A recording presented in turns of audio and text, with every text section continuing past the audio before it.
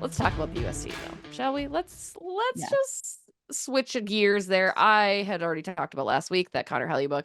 The thing that excites me about the Team USA team, again, not knowing the rosters, but having a pretty good idea of who we'd put in there. The goaltending is probably the most incredible thing I can absolutely think of for Team USA. Buck and Just, Ottinger. oh my God, it's going to be so good. And then you've got Jeremy Swayman probably in the mix too. Like, I drool. Oh, so good. Like, you know that little emoji where it's like, and they're breathing and it's like you have to catch your breath because Very it's familiar. Like, I use it often. Yeah. That's how I feel when I look at the goaltending for Team USA.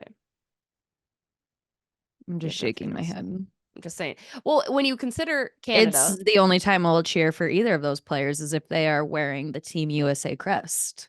I mean, considering Canada's going to have Connor McDavid and Nathan McKinnon and Sidney Crosby and Mitch Marner and like all this offensive power, Connor Bedard probably makes the Four Nations team, right?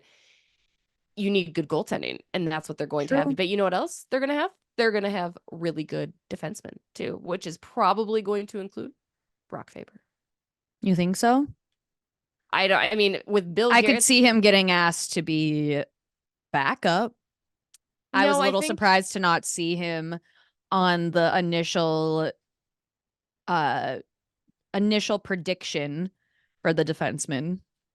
I think people probably were looking at Brock's year as much of us, like, is it going to be a sophomore slump? And I don't think we've seen that. I think you're seeing some more mistakes than maybe we saw last year, but also maybe it's because we're looking at him with a more keen and critical eye too, right? Like there have been some big mistakes this year that I think was like, oh, okay. But I mean, it happens. I would put Brock as a bottom pair, I think, with Zach Werenski. Zach Werenski's having a fantastic year in Columbus too. So I think he's really put himself in that conversation. But you've obviously already got Quinn Hughes and Charlie McAvoy. That's your top pair.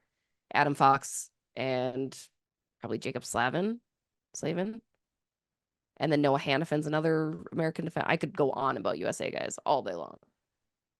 But I think Brock makes the team. Plus Billy G, that'd be just rude of Bill to like dismiss him.